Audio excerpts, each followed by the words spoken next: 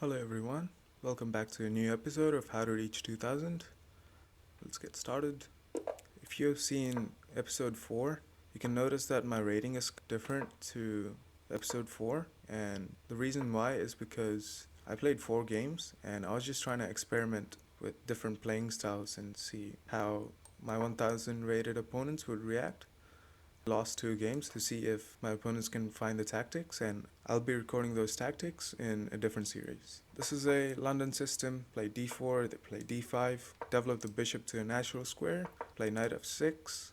Now they play knight c6, which is kind of a strange move because in d4 d5 positions the knight doesn't really go to the square before the pawn moves. So the pawn usually moves before the knight goes to the c6 square, or the pawn goes to c6 and the knight never goes to c6. I just played c3, which is like a no-brainer move. This is one of the reasons why many people hate the London. They just play the no-brainer moves, but in this case it doesn't really matter. They play e6, blocking in this bishop, which is kind of unfortunate. They should have just tried to play this, but it's what they go for, and this solidifies the center a little bit, so that's nice. Now we just develop. The bishop can no longer go here, so we can play this. And also the reason why you want to play some c-pawn move is because it opens up the queen, so they can play queen to b6 and then put pressure on the b2 pawn. They play this move, which is an excellent move. It tries to trade off this bishop, and if we take them, they can take back with the pawn and try to go e5, or they can take with the queen or activate. We don't want to let them activate or have a huge center, so we can drop back with the move bishop to g3, and if they take us, we're going to take back with the h-pawn and open up the h-file. The castle, let's play the move knight to f3, developing the piece, and also we have the idea to play knight to e5. If rook e8 is played, I'm going to play knight to e5. If they take with the knight, I'm going to take back with the pawn and get a fork. If they play this, that would also be a bad move. This move is not a very good move in my opinion because I can take and damage the structure. So I'm going to take this knight and then play knight to e5. If they take me, I'm going to take with the pawn, and after the bishop moves away, I'm going to play this and attack this pawn. So I'm going to play this. If they take with the bishop, I'm okay with it. I'm going to take like this. They take back with the knight, and now I'm going to take with the pawn. The reason why I'm going to take with the pawn is because after the bishop moves, then I can play this move and put pressure on this pawn, and it's really hard to defend that pawn. And we can follow it up with bishop to d3 and create a battery with the queen on the e4 square and the bishop on the d3 square, and we can maybe play queen to h7, checkmate. Bishop takes doesn't really make sense because that allows a queen trade. I don't really want to trade queens yet, so I'm going to do this. They don't really have many good moves, like they can go here or here. These are the only 2 moves, and no matter what they play, I'm going to go here, attacking this pawn, and this pawn is actually really hard to defend. They have to play this. They don't find that. Now we can either take or we can take this pawn, and I like the fact that we can take this pawn, and if they take us, I'm not really worried. These double D pawns do not scare me, not to mention I can just gobble these pawns, and I like how these E pawns are blocking in the light squared bishop. So let's take this. They should probably push this pawn, but if they push this pawn, I'm going to play queen to d4, offering a trade of queens, and I'm going to be happy. If they play f5, I'm going to play queen to d4, and if they trade queens, I'm going to take back with the e-pawn, and I'm very happy. Actually, I just realized that line was not working because there would be this and my bishop is trapped. This move looks really nice. Also taking and then playing this looks nice, and the move rook d1 is not really a good move because that allows the queen to go to the b6 square, and they have nice amount of pressure there. I like taking because if pawn takes, I think the king is getting open. I don't think that's good for them, and if they take with the bishop, this pawn is an isolated pawn. And also I can play this move, putting more pressure. I'm just opening up the position so that my pieces can be a bit more active. Yes, they still have this, and eventually they can play e5 and open up this bishop. But that's going to take a lot of time. And in the meantime, I'm going to play kingside castles and then bring a rook to the d file and put this bishop back on b3 to cut off any of the pressure. They go here. I don't think that's a good move. It also gives me the option to queenside castle because the queen is no longer covering the d1 square. I also like the move rook to d1, which has a threat of playing this, but obviously they're gonna play e5 to prevent the threat. Wait, actually they cannot play e5, so I really like this move. Yeah, this move looks really nice because now we're threatening to play this. e5 is not possible because of the pin. It's so hard to explain and also like keep up with my time. It's kind of annoying, but it is what it is. So I'm gonna try to speed up a little bit. Okay, they play king here, unpinning, and then trying to play e5, but we have this move, which wins in exchange. After we take the rook, I'm just gonna castle, be safe, and we're up enough material that we can just slowly consolidate and be happy. I hope they're not gonna resign, because at this level you should not be resigning this quickly. Anything can happen in this game. Well, that's assuming that I'm not playing at 2000 rated level, and I don't think I am playing at like such a high level. We get the move queen to e8. We can simply take the rook. Queen's gonna capture. I don't really want to take this, although I can. That's strange, because they're not taking my bishop. Why did they even play e5? They're not taking my free bishop? Yeah, I'm gonna drop it back all the way to the a3 square. They play bishop e6 immediately. I mean, they want to trade. Okay, I'm up a rook, so trade. Now, castle. Our idea is to play rook here and then double up. Okay, that's a little too greedy. The queen move, queen takes a2, no longer controls the square, so we can play this. They can go back, but I'm gonna double up. We're still completely winning because we have an extra rook. They play that. This bishop is overloaded, so we can take and then take this free pawn. There we go. Let's play rook to d1, which attacks this bishop.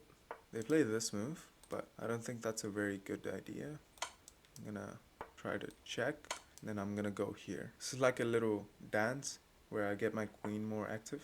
I just realized that they're threatening to take this because this pawn is overloaded. It's protecting the bishop and this pawn, and it cannot do both of them at the same time. But I'm not really worried about losing a pawn in this position. And that doesn't really work because it relinquishes control of the back rank. I'm gonna go here, taking away more squares. If they find this, that's an impressive tactic, which realizes that the b2 pawn is overloaded, but it doesn't calculate to the end. I simply have rook to d8, which is a checkmate.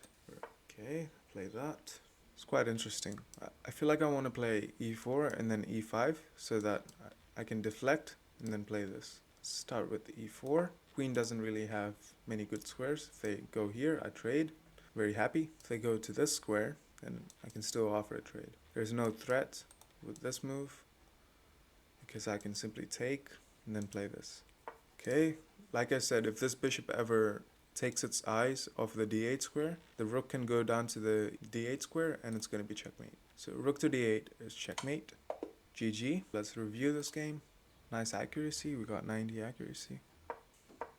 Now we play the London system. e3 opens up this bishop. And knight c6 is not a very good move because it comes in the way of the c-pawn. And if they cannot move this pawn, then they cannot activate the queen for attacking or defending purposes. And also, the c-pawn can go to c5, which usually attacks the London system's solid center. But in this case, they don't really challenge our center. We play the move knight d2, developing a piece. And we don't have to rush with the move bishop to d3 because they're not going to play bishop to f5. They play this, which is an excellent move, like I said in the game. We go back. Apparently this was not a very good move and the engine doesn't like it, but I would have done this if I was at the 1000 rating. I would have considered the move knight to f3, and if they take us, we take back with the f-pawn, and we have a nice clamp on the e5 square. For a beginner, I would recommend going back, and if they take, then we can take with the h-pawn and open up the h-file. This is a very common idea in the London, so I just followed that rather than going for the more imbalanced and slightly more weird approach, which includes just developing the pieces. Apparently they were supposed to play e5 and open up the center when they can, but now we play the very timely move, which is knight to f3. Knight to f3 prevents the move e5, because if they play e5, we can play d takes e5, and we're forking the bishop and the knight, so we simply win a piece. Knight to e4 is a bad move in my opinion, because we can take and go after this pawn on e4 in the future. Also, we jump the knight in, and we have a nice and active knight. Now, I feel like this was a bad move. Bishop takes was much better, because after bishop takes, and if I take with the pawn, they can at least trade queens, and now this weakness is not as bad. In the game, we get knight takes, and after we take back with the pawn, they play bishop e7, and we play queen to c2, attacking the e4 pawn. And it's important to mention that if they play this, I'm simply going to take, and after bishop takes, I'm going to play this. If they play this, they're defending this pawn, but it's not going to be a very pleasant position for the black pieces. I'm going to play bishop e2 and castle, and bring the rook. It's a nice position to have with the white pieces. This pawn is pretty well defended with this bishop, and their idea is probably to play b6 and then bishop b7, but obviously the drawback is the bishop on b7 is not doing much, except the fact that it's defending this pawn. They don't play that, which is the best move. They play f6. f6 is a bad move because it doesn't defend this pawn. We can just take and then take this pawn. But I decided to take this pawn and allow f5, which is probably the best move. Yeah, f5 is the best move, but we're still completely winning, so I just decided to take the free pawn. And my idea was, if they take me, I don't even have to take these. I can just develop and then castle. And this looked really good. My idea was this. If they play this, I have the simple plan of playing h4, h5, and then breaking up this structure and then winning. They let me take anyways, so they didn't play f5. They play c6. c6 doesn't really have a purpose. Maybe it blocks the queen so that they can eventually develop the bishop, but the bishop is not developing anytime soon. They play c6, bad move. Now we take, then we can play this without any issues of them going f5. I play this instead of bishop d3 because bishop d3 is like a one move threat. It doesn't really have any other threats except the fact that it's just threatening something that looks like a checkmate, which is not even a checkmate, because if we play queen takes h7, they can just go king to f7 and it's not a checkmate. So I decided to go to the c4 square so that I can put pressure on the e6 pawn, and also it prevents the move e5. If I allow them to play e5, then they're going to easily develop this bishop, and the move c6 is justified because c6 prevents queen takes b7. They play queen e7. Ingen says the best move is king h8, which is a really good idea because if I take now, I'm going to lose because of rook to e8, and there's this pin. So if I take this bishop, I lose my queen. And if I do nothing, let's say I just castle, then I'm just losing a piece. I'm just down a piece for 2 pawns. It's still okay, but not very good because they have the 2 bishops, which are very strong, and the queen is about to get active, and it's going to put a lot of pressure. In the game, we played rook d1, threatening bishop to d6 because e5 is not possible. Play rook d1. Castling was the best move. It still has the same idea, and also it gets the king away from the center. So I should have considered castling, but I was kind of worried about attacks with a5 and b5. So I play bishop d6, only good move because it wins material. They play queen e8, and after I take, they play this e5 move instead of taking the bishop. They should have taken the bishop because if they take the bishop, they're down an exchange and a pawn, but now they're down a complete rook and a pawn because I can simply just move the bishop and save the bishop. I play bishop a3 because I didn't really want to keep the bishop in the enemy territory, and the bishop is a long range piece, so this bishop here is still controlling this whole diagonal, so it doesn't really matter where it goes. They play bishop to e6 in like 1.5 seconds. This is not a very good move because they're trading pieces when they're down material. We just take because we're up material. We just want to simplify the position. Now we castle, and they were very greedy and they took the pawn on a2, which is not a good idea. Now we activate with the move rook to d7. Ingen likes f4, which breaks up this pawn so that we can activate the rook on the f file.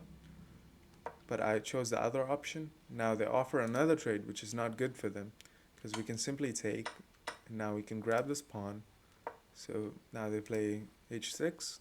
We develop the rook, put pressure, and now that I noticed, this move was much better because then it forces this, and after rook to d1, the bishop can move and we get a queen trade. But I didn't see that. I allowed bishop to f6.